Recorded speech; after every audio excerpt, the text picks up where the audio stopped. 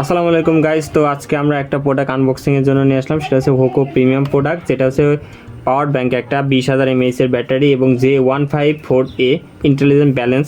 তো এটাতে হচ্ছে 3টা পোর্ট রয়েছে, সেটা হচ্ছে 2টা হচ্ছে ইউএসবি, একটা হচ্ছে টাইপ সি, যেটা আছে আমরা রিভার্স চার্জিং করতে পারবো, চার্জ দিতে পারবো নিতে পারবো। এটাতে রয়েছে 22.5 ওয়াটের যে কুইক চার্জিং, সেটা রয়েছে। পিডি চার্জ হচ্ছে 20 ওয়াট রয়েছে এবং কুইক চার্জ যেটা সেটা 3.0 রয়েছে। সো এটা প্রোডাক্ট আগে ফার্স্ট আনবক্সিং করে ফেলি।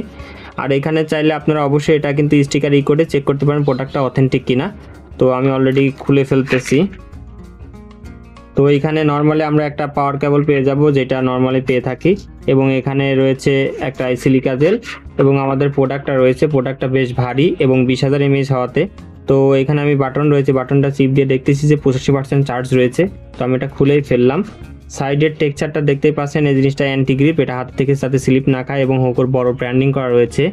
এবং এটাতে চার্জ কিন্তু 3টা রয়েছে, চার্জিং ইনপুট এবং আউটপুট 2টাই। এটাতেও আমরা চার্জ দিতেও পারবো, নিতেও পারবো। আর এটাতে আমি টেস্ট করে দেখেছি যে আমার চার্জ নিতে প্রায়, এই ফুল চার্জ হতে আমার যেহেতু 22 ওয়াটের চার্জার ছিল স্যামসাংয়ের, তো এটা 3 ঘন্টার সময় লেগেছে।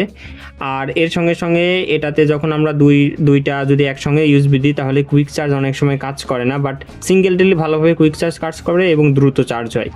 আর এখানে পিডি চার্জের ক্ষেত্রে সেম বিষয়টা।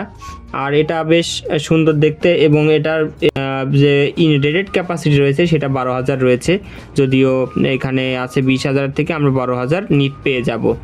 এবং বিভিন্ন পর্যায় অনুযায়ী আপনি এটা ইউজ করতে পারবেন। এটা মানে ভ্যালু ফর মানি, এটার দাম নিয়েছে অনলাইনে আমার হচ্ছে 1300 টাকা থেকে 1400 টাকার মধ্যে আপনি পেয়ে যাবেন, তবে ফ্রি দাম নির্ভর করবে আসলে পরিস্থিতি এবং জায়গার উপরে।